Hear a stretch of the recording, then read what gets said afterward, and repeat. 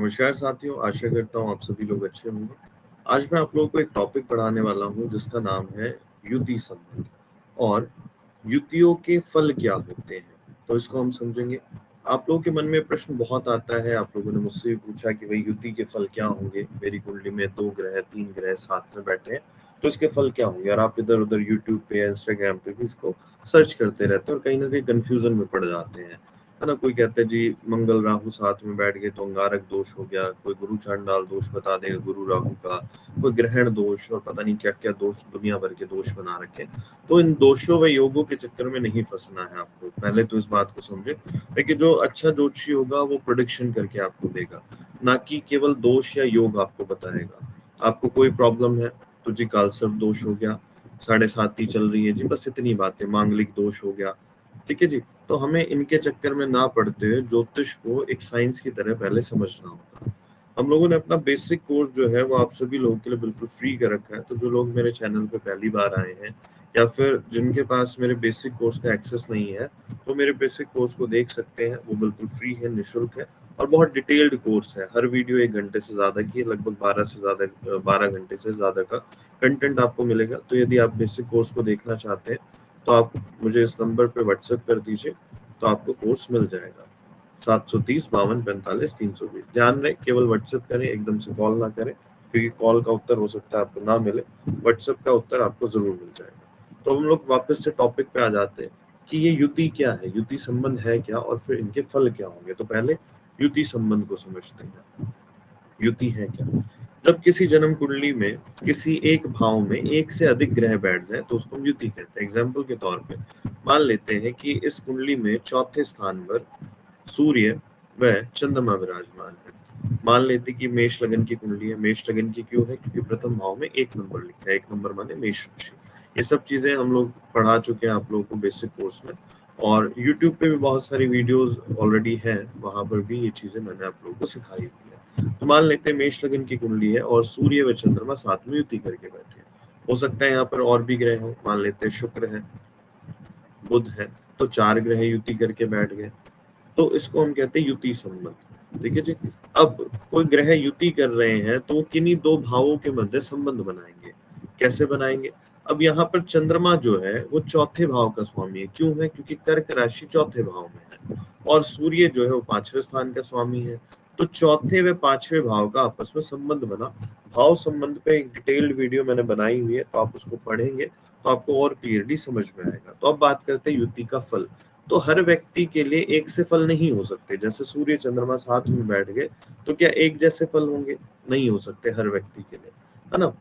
एक दिन में आप ये देखिए 24 घंटे होते हैं, 12 राशियां हैं, प्रत्येक राशि को लगभग 2-2 घंटे का टाइम दिया हुआ है। तो हमारी जो जन्म कुंडली बनती है, हर 2 घंटे में लग्न बदल जाता है, ठीक है। मान लेते हैं अभी मेष लग्न चल रहा है और अभी अभी स्टार्ट हुआ है, तो लगभग 2 घंटे के बाद यहाँ पे वृष लगन आ जाएगा, तो पहले भाव में वृष राशि आ जाएगी। तो इस चीज को आपको समझना है।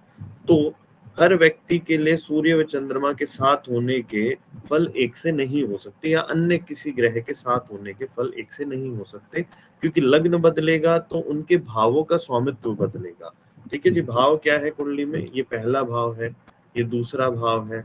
यहाँ पे नंबर कोई भी लिखा हो, एग्जाम्पल के तौर पे यहाँ मैं नंबर 2 लिख दूं, पर ये भाव तो पहला ही रहेगा। इस चीज को आपको ध्यान में रखना है, ठीक है जी। तो हमें किन किन चीजों का ध्यान रखना है युति के फलों को समझने के लिए? सबसे पहले ग्रहों की नैसर्गिक मित्रता शत्रुता, कि आपस में वो एक दूसरे को मित्र समझते हैं या शत्रु समझते हैं, ठीक है जी।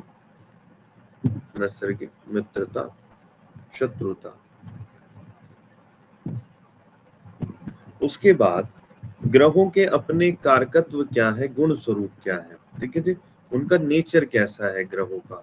जैसे सूर्य एक एग्रेसिव प्लैनेट है, बट एक जिम्मेदार प्लैनेट भी है। चंद्रमा ममतामयी है, सौम्य है, ठीक है जी। इमोशंस है चंद्रमा के अंदर। तो इनके स्वतंत्र जो कारकत्व व गुण स्वरूप है वो आप लोगों को पता होने चाहिए। ये सब हम ऑलरेडी पढ़ा चुके हैं, तो थोड़ा सा पीछे की वीडियोस को देखें तो क्लियर होगा। जैसे सूर्य से हम आत्मसम्मान की बात करते हैं, आत्मबल की भी बात करते हैं, ठीक है जी। यश की बात करते हैं, मान की बात करते हैं, उग्रता की भी बात करते हैं। ऐसे ही चंद्रमा से शीतल मन, इमोशंस की बात करते हैं, दयालुता की बात करते हैं। तो ग्रहों के गुण स्वरूप आप लोगों को पता होने चाहिए और उनके जो स्वतंत्र कारकत्व है वो पता होने चाहिए। उसके बाद प्रत्येक भावों के अपने कारकत्व होते हैं, तो वो भी आपको पता होने चाहिए। फॉर एग्जाम्पल, पहले भाव से हम लोग व्यक्ति के पर्सनालिटी की, नेचर की बात करते हैं, प्रेजेंटेशन की बात करते हैं। दूसरे भाव से बैंक बैलेंस की बात करते हैं, ठीक है, जनरल नॉलेज की बात करते हैं, फूड हैबिट्स की बात करते हैं। तो ये कारकत्व आप लोगों को पता होने चाहिए। तो क्या पता होना चाहिए? ग्रहों के गुण स्वरूप है, उनके कारकत्व, फिर भावों के कारकत्व। क्यों पता होने चाहिए? क्योंकि ग्रह जिस भाव का स्वामित्व रखेगा, मतलब ग्रह जिस भाव का स्वामी होगा, जैसे यहाँ पे सूर्य पंचम स्थान का स्वामी है, तो पंचम भाव के कारकत्वों को भी अपने साथ लेके चलेगा।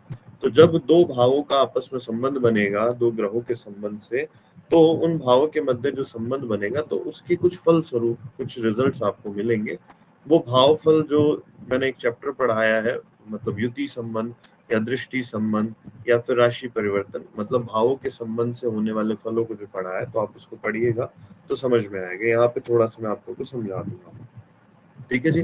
तो तात्कालिक रूप से ग्रह आपकी जन्म कुंडली में किन भावों का स्वामित्व रखते हैं, तो उसका आपको पता होना चाहिए। तो कारकत्वों का पता होना चाहिए, फिर किन भावों का स्वामित्व उन ग्रहों के पास है वो आप लोगों को पता होना चाहिए। तो ये चार चीजें बहुत इंपॉर्टेंट है। ये चार चीजें समझ में आ गई तो आप लोगों को युति के फल बहुत आसानी से समझ में आएंगे। अब यहीं पे एग्जांपल लेते हैं। पंचम भाव से हम लोग बुद्धि विवेक की भी बात करते हैं और चौथे भाव से हम लोग इमोशंस की भी बात करते हैं, ठीक है जी। चौथे भाव से हम लोग सुख की भी बात करते हैं। पांचवें भाव से हम लोग एजुकेशन की भी बात करते हैं। चौथे भाव से मन लगने की भी बात करते हैं। तो अब यहाँ पर चौथा भाव अपने आप में अच्छा है, क्योंकि चौथे का स्वामी चौथे भाव में, और बुद्धि विवेक व एजुकेशन के भाव का लॉर्ड सूर्य चौथे स्थान पे है। तो ऐसा व्यक्ति मन लगा के पढ़ाई करेगा, हम ऐसा कह सकते हैं। बाकी और किन ग्रहों का इस पे प्रभाव है, उसके भी फल आपको देखने को मिलेंगे, है ना। तो उसको भी हमें समझना है, वो धीरे धीरे आगे समझेंगे। पर आपको स्वतंत्र रूप से पहले उस कुंडली में देखना है कि जो दो ग्रह, तीन ग्रह, चार ग्रह बैठे हैं साथ में, वो नैसर्गिक रूप से अपने एक दूसरे को मित्र शत्रु समझते हैं, या फिर उनके गुण स्वरूप क्या है, कारकत्व क्या है, फिर वो जिन भाव का स्वामित्व रखते हैं उन भावों के क्या कारकत्व है। जब ये चार चीजें आप लोगों को समझ में आ जाएगी, तो युति के फल आप लोगों को समझ में आ जाएंगे। आशा करता हूँ मेरी बात आप लोगों को क्लियर हुई होगी और ये टॉपिक आप लोगों को अब समझ में आ गया होगा। तो केवल योग व दोषों के चक्कर में ना पड़े। मैं हमेशा कहता हूँ एक अच्छा ज्योतिषी वही है जो कि सही प्रिडिक्शन आप लोगों को दे, ना कि केवल उपायों के चक्कर में आप लोगों को उलझा के रखे। एग्जाम्पल के तौर पे आप किसी ज्योतिषी जी के पास गए और आपने कहा कि मैं चाहता हूँ कि भाई मैं विदेश में सेटल हो जाऊं, तो आप देख के बताइए कि मैं जा पाऊंगा या नहीं जा पाऊंगा, सेटल हो पाऊंगा या नहीं हो पाऊंगा। अब वो आपके प्रश्न का उत्तर देने की बजाय आपको ये कहना शुरू कर दीजिए आपको तो काल सर्प दोष है जी, आपको तो मांगलिक दोष है, गुरु चांडाल दोष है, तो क्या मजा उस बात में। या तो वो बताए कि हाँ भाई आप जा सकते हो या नहीं जा सकते, अगर जा सकते हो तो कब जा सकते हो, सेटलमेंट के योग है या नहीं है, इस विषय पे बात करें, तभी वो अच्छा ज्योतिषी है। उसके अलावा फ्री कोर्स की डिटेल मैंने आप लोगों को दे दी। जो लोग प्रोफेशनल लेवल पे आगे बढ़ना चाहते हैं, एडवांस कोर्स करना चाहते हैं, तो हमारा पेड एडवांस कोर्स भी है। तो उसमें भी अगर कोई रजिस्टर करना चाहता है तो वो मेरे को मैसेज कर सकता है, उसको फीस वगैरह की डिटेल आप लोगों को मिल जाएगी। हमारा जो कोर्स है वो रिकॉर्डेड है, प्लस लाइव सेशन आप लोगों को मिलते हैं जिसमें आप लोगों के डाउट्स क्लियर किए जाते हैं। और मैं कभी भी अपने स्टूडेंट्स का साथ नहीं छोड़ता। एक बार यदि कोई व्यक्ति मेरे से जुड़ता है तो उसको कंप्लीट कोर्स कराया जाता है और उसके सभी डाउट्स को भी क्लियर किया जाता है। आशा करता हूँ वीडियो अच्छी लगी होगी। बहुत बहुत धन्यवाद। नेक्स्ट वीडियो में कोई और टॉपिक आप लोगों के लिए लेके आऊंगा जिसको लेकर आप लोगों के मन में कंफ्यूजन रहती होगी। अगर किसी टॉपिक पे आप लोग चाहते हैं कि मैं वीडियो बनाऊं तो कमेंट बॉक्स में लिख सकते हैं। बहुत बहुत धन्यवाद।